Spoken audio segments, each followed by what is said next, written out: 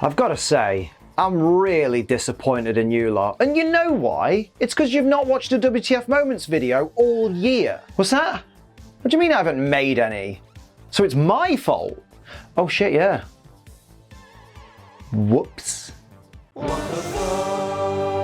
We begin today's episode at the Cerise Pokémon Lab, with Mimey walking into Ash's room, miming as if hoovering the carpet. Oh, that's vacuuming for all you on the other side of the pond. Anyway, miming the hoovering and being able to simulate the suction of the hoover, I get, because, you know, he's a mime and he's a psychic type. But where the hell is the sound of the hoover coming from? Last I checked, mimes were silent impressionists, and he's not holding an actual hoover. Not to mention, the sound keeps going after he stopped miming, so what gives? Oh, also, and I can't stress this enough, Mimey's a dick. Pass it on. Ash and Go wonder if the breakfast buffet at Cerise Lab is all you can eat. And I'm just here wondering why this place needs a breakfast buffet at all. This research lab has like 3 staff tops plus Chloe. I mean, now they've got Ash and Go, sure, but still, isn't most of that food just gonna go to waste? It just seems like a bit much for a research lab, you know? Why don't they just Uber Eats and Mackey's breakfast like normal people? Whilst regaling Go with a story of a Pokemon battle he's had, Ash says, "Thing is, I didn't really know if I should use Electro Web or not, but then I thought that using Thunderbolt would be the best choice." Come off it, Ash, as if you've ever needed to question this. Your whole strategy is always the same. Thunderbolt wins, lol. For some reason, Go decides to tell Professor Cerise that Ash has been chowing down all morning, like some weird snitch. Then when Ash admits it, he reminds Go that he has been too, and Go says he guesses he has. Yeah, crazy that, lads. It's almost like you're sat at the fucking breakfast table. Chloe mentions that if she eats with Ash and Go, she'll be late for school. Which reminds me that school is a thing in the Pokemon world, and specifically is a thing in the Kanto region. So how come Ash and Go get to be research fellows and don't have to go to school? Like, how are these 2 10-year-olds gonna learn Pythagorean theorem? How are they supposed to study all the character relationships in Of Mice and Men? How are they gonna learn that mitochondria is the powerhouse of the cell? Also, side note, Mimey feeding himself nothing and just miming eating gave me a genuine chuckle. Plus, I bet it's a great way to keep cravings at bay. Oh look, it's a wimpy guy with blonde hair who apparently loves electric type Pokemon. I remember him now, that's Clement. Oh no, apparently this is Ren. Mom, can we get Clement? We've got Clement at home.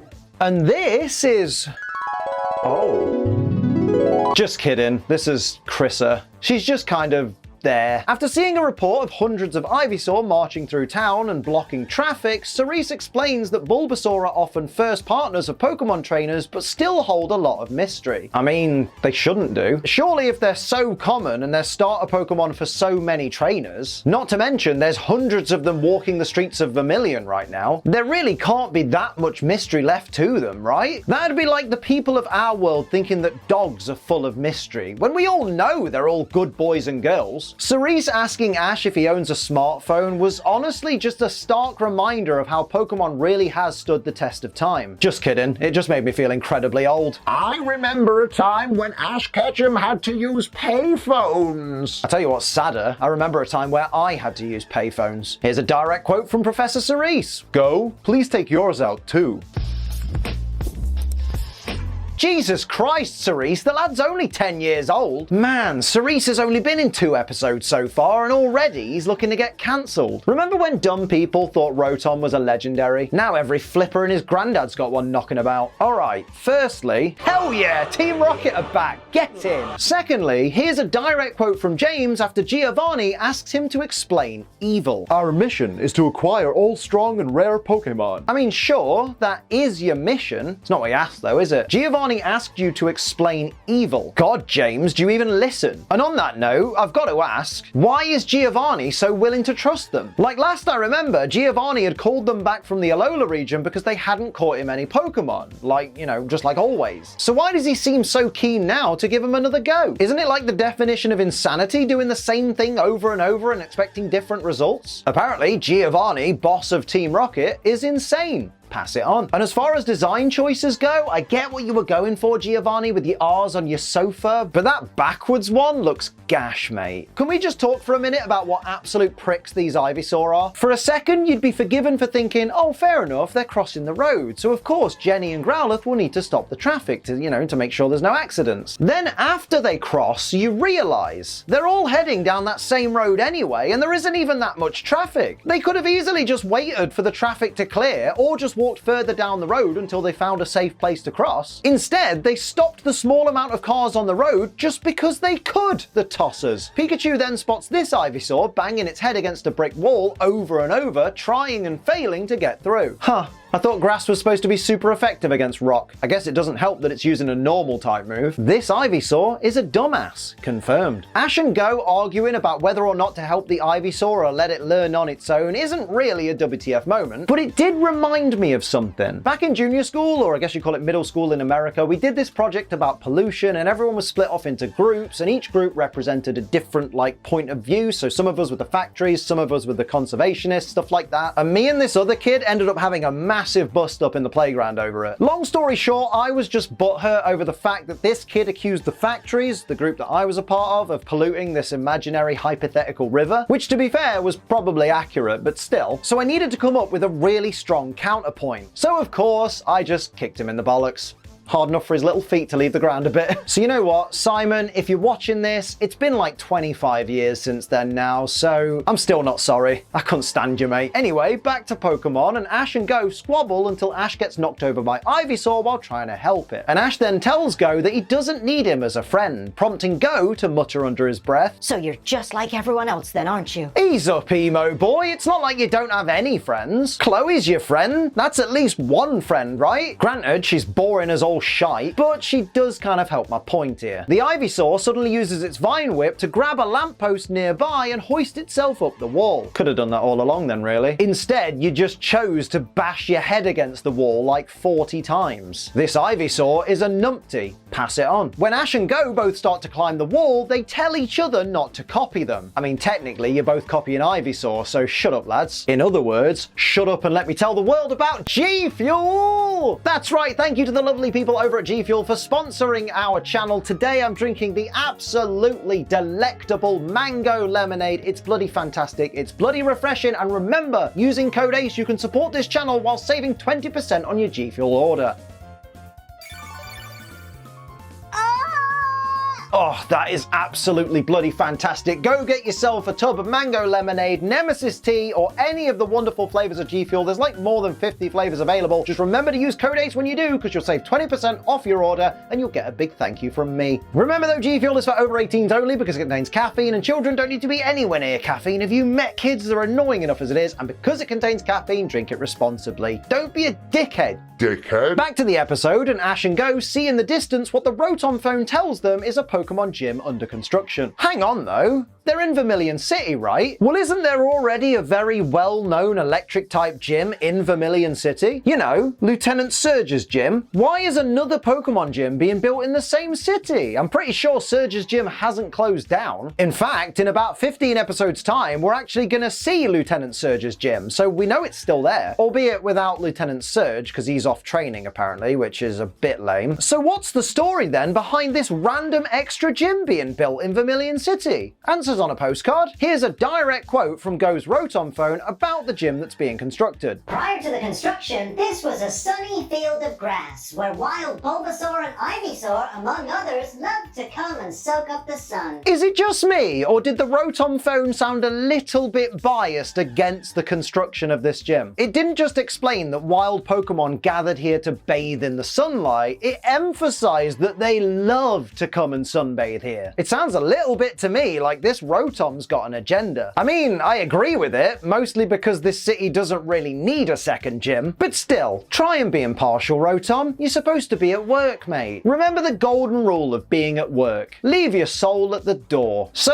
let me see if I understand this right. The wild Bulbasaur and Ivysaur, among others, used to love to come to this field to effectively sunbathe. They'd hang around in the field under the sunlight, absorbing it until they evolved. Now they can't come and hang out in this field because a Pokemon gym's being built on it. But here's the thing, the gym being built hasn't removed the sun from the sky. Like, it's still there and it's still the same distance from Earth, they just need to stand somewhere else. Like, they just need to find another field. And last time I checked, the Pokemon world is full of them. I absolutely refuse to believe that this new Pokemon gym has taken the place of the only field in the Vermilion City area. It's not even like they're any further from the sun now, since I imagine the original field was on ground level as well, just like most fields are. These Ivysaur and Bulbasaur are just being proper mardarses. Pass it on. Ash says the Ivysaur looks sad, and Go asks him how he can tell. Ash replies, telling Go it's on their faces.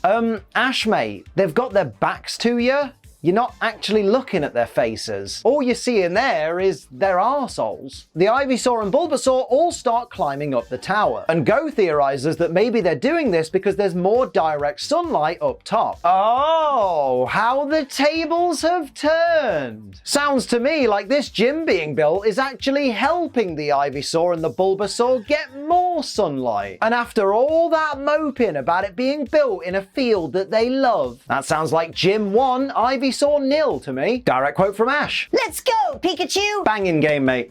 Absolutely banging. It's a shame we'll never get another. According to Ash, you need to act like an Ivysaur to understand how they feel. He then gets down on all fours. I don't really get how that's supposed to make you feel like an Ivysaur specifically. Surely it'll just make you feel like any four-legged Pokemon. I will say though, when Pikachu jumped onto Ash's back and Ash said, "You really are my bud," that gave me a genuine chuckle. If you've been to my streams, you know me. I love a good dad joke. Hey Liam, how you finding the game? Oh, it's just on my home screen. Thanks for asking. As the Ivysaur all start to evolve, a net flies down and catches them all. And somehow that stops them all from evolving. That seems a bit weird to me. I guess we're supposed to believe this net is somehow made of B buttons? Okay, first things first. Praise be to Yevon that Team Rocket have gone back to their original motto. The Sun and Moon seasons before this had the worst motto in the history of the anime. You know the one. The nobly heroic man of our times! So going back to the OG motto really feels like everything in the world being put right again. Like when it comes to the Team Rocket motto, if it ain't broke, don't fix it. They never should have. Having said that, I do have one issue, and I'll mention it now, and I'll try my best not to mention it again. The animation whilst the motto is happening, from Jesse's first to protect the world line, all the way to Meowth that's right and Wobbuffet, is the same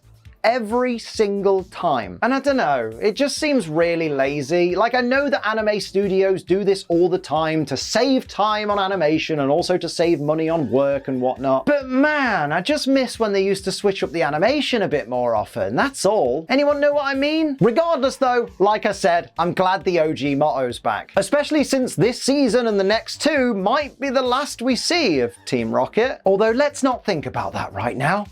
Don't know that I can handle it. As Team Rocket try and fly away with all the Ivysaur and Bulbasaur, Ash tells Pikachu to use Iron Tail to break the net. And I think for a split second, Ash forgot that they were battling at the top of a huge tower. Because these Ivysaur and Bulbasaur got really lucky here. Like if Team Rocket would have been a little bit faster, these Ivysaur and Bulbasaur would have plummeted all the way to the ground. Jesse tells Meowth to get them to ground level, and so Meowth lands the balloon on top of the tower. Technically, that's not ground level, is it? We're then introduced to the secret Team Rocket prize master, which I know is a little bit on the divisive side. But I, for one, love this thing. Now I get it, it would be nice for Jesse and James to have more of their own permanent Pokemon, but at the same time, they only ever used to catch a couple of Pokemon each in each region anyway. Whereas with this, we get so many combinations, some amazing and some tragic. And honestly, I just really like that, so kudos to whoever came up with it. See what I mean? The first appearance of Jesse and James this season, and they've got Tyranitar and Gyarados to fight for them.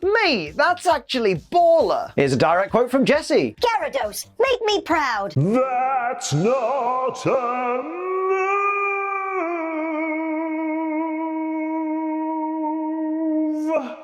Here's another direct quote from Jesse. "Do something epic."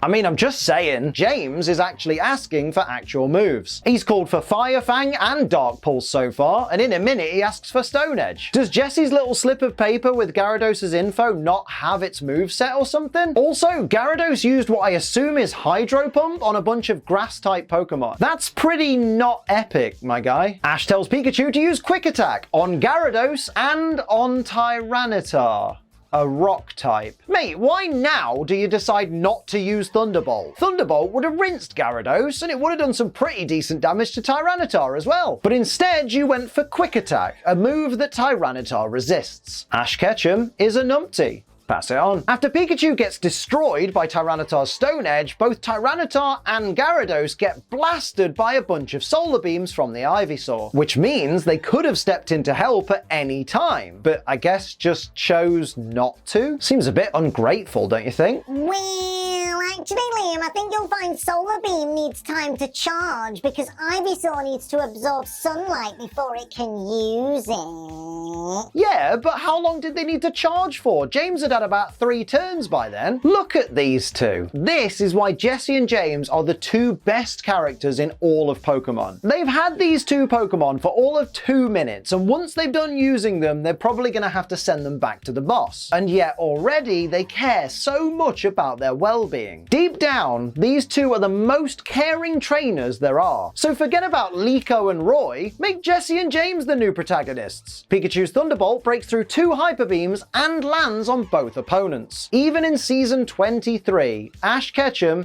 is a hacker. Pass it on. After all the Bulbasaur and Ivysaur evolve, Go deduces that the Venusaur came here on purpose. Even though technically the Venusaur didn't come here at all because they were Ivysaur and hadn't evolved into Venusaur at that point. But with that aside, Go's idea is that they came here so the wind could spread their pollen. I'm just saying though, the humans and Machop building this huge gym tower technically helped them achieve that, didn't they? Go then simps over Ash for a moment, but Ash doesn't hear him. And when Ash asks him to repeat himself, Go just tells him to forget about it, rather than just repeat his praise. Mate, as someone whose hearing isn't the best, this annoys the crap out of me. Just repeat the compliment! How hard is it? This shot of Venusaur smiling and saying its name transitions into the next scene, and turns out to be on one of Professor Cerise's, I nearly said Sycamore's, screens. Wait, so who recorded this shot then, in canon? Because I'm pretty sure Ash and Go weren't filming anything. Any ideas, anybody? Let me know in the comments. Oh, and in before... Todd Snap probably did it. Or maybe it was Tracy. After Chloe explains that she's late home from school because all the flowers bloomed all at once and she's the one who has to look after them, and Ash and Go laugh at her about it, she says, What is with you guys? You're creepy. Chloe, mate, these 2 laughing at your misfortune doesn't make them creepy. It makes them arseholes. Weirdly, after Chloe calls them creepy, she walks past this bookcase, but moments later in the final shot of the episode, she's back stood in front of it again. So how can she be calling Ash and Go creepy when she's apparently some kind of ghost person with teleportation powers? Never mind any of that though, because I've just realized something that's really narked me. This episode is called Ivysaur's Mysterious Tower, but the tower in the episode was a Pokemon gym under construction. So it wasn't Ivysaur's Mysterious Tower because it would belong to the humans who are building it. Not to mention, the Rotom phone gave Go information about the tower and its construction the moment he asked for it. So it's not a mysterious tower either. This entire episode's title is complete TS.